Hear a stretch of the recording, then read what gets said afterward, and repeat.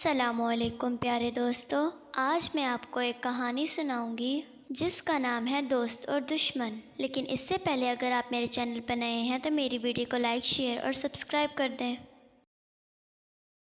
پرانے زمانے کی بات ہے، ملک ایران میں ایک شخص رہتا تھا۔ وہ بڑا رحم دل اور نیک تھا اور ہر وقت دوسروں کی مدد کے لیے تیار رہتا تھا، اس لیے لوگ اسے دوست کہہ کر پکارتے تھے۔ ایک دن دوست کو دوسرے شہر جانا پڑا، فاصلہ لمبا تھا، اس لیے دوست نے کھانے پینے کا کافی سامان ساتھ لے لیا اور چل دیا۔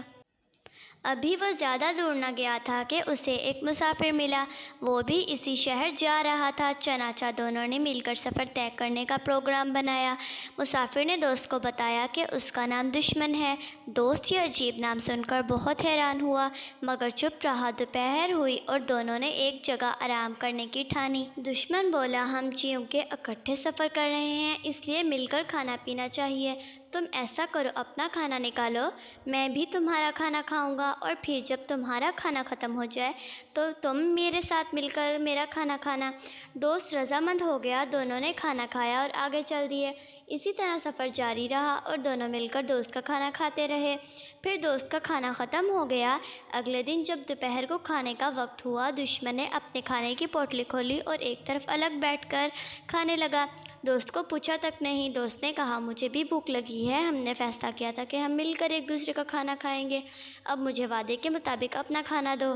دشمن بڑے زور سے ہنسا اور کہنے لگا، میں تمہاری طرح بے وقوف تھوڑا ہوں کہ اپنا کھانا تمہیں بھی دوں، چلو بھاگو ادھر سے۔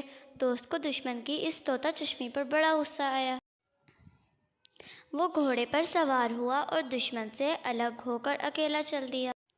راستے میں دوست نے ایک چشمے سے پانی پیا اور آگے بڑھتا رہا۔ شام کے وقت وہ ایک پرانے قلعے کے پاس پہنچا۔ دوست نے فیصلہ کیا کہ آرام کر کے آگے بڑھنا چاہیے، بھوک نے ویسے ہی اسے بے حال کر رکھا تھا۔ اس نے گھوڑے کو کھلا چھوڑ دیا تاکہ وہ گھاس وغیرہ چر لے۔ یہ دوست کا پالتو گھوڑا تھا اور اس کی سیٹی پر دوڑا چلا آتا تھا۔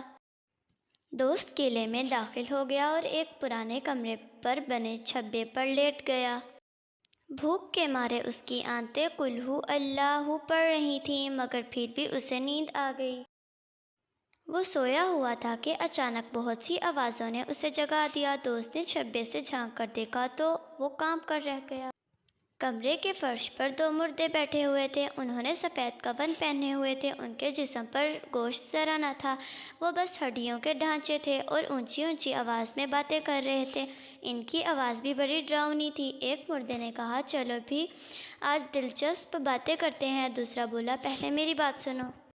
اس قلعے میں بہت سے چوہے رہتے ہیں، ان چوہوں نے نہ جانے کیسے بہت سی اشرفیاں جمع کر رکھی ہیں، اور ہر چاندنی رات کو اشرفیاں اپنے بلوں سے نکالتے ہیں اور چھت پر بکھیر دیتے ہیں، اور جب چاندنی میں اشرفیاں چمکتی ہیں تو خوش ہوتے ہیں اور کھیلتے ہیں، اور صبح ہونے سے پہلے اشرفیاں سمیٹ کر واپس اپنے بلوں میں چلے جاتے ہیں۔ اب پہلے مردے کی باری تھی۔ اس نے کہا، اس ملک کے راجا کی لڑکی کو ایک ایسے سانپ نے کاٹا ہے جس کا زہر 1 مہینے میں پھیل کر انسان کو ہلاک کر دیتا ہے۔ راجا کی لڑکی کو آج 15واں دن ہے، وہ روز بروز کمزور ہوتی جا رہی ہے۔ طبیب اس کا علاج کرنے کی سر توڑ کوشش کر رہے ہیں، مگر وہ ان سے صحت یاب نہ ہوگی۔ اس کا علاج اس قلعے کے دروازے کے سامنے موجود درخت کے پتوں میں چھپا ہے، اگر اس درخت کے پتوں کو پیس کر اس کا رس راجا کی بیٹی کو پلایا جائے تو وہ تندرست ہو جائے گی۔ دوست کان لگا کر باتیں سن رہا تھا۔ دونوں مردے کچھ دیر اور باتیں کرتے رہے، پھر دونوں اپنی اپنی قبروں میں سونے کے لیے چلے گئے۔ دوست چھبے سے اترا، اس نے کھڑکی سے دیکھا کہ چاندنی رات ہے۔ وہ فوراً چھت پر پہنچا تو دیکھا کہ واقعی چھت پر اشرفیاں بکھری پڑی ہیں اور چوہے ان سے کھیل رہے ہیں۔ دوست نے چوہوں کو ڈرا کر بھگا دیا اور ساری اشرفیاں اکٹھی کر کے اپنے تھیلے میں ڈال لیں اور قلعے سے نکل گیا۔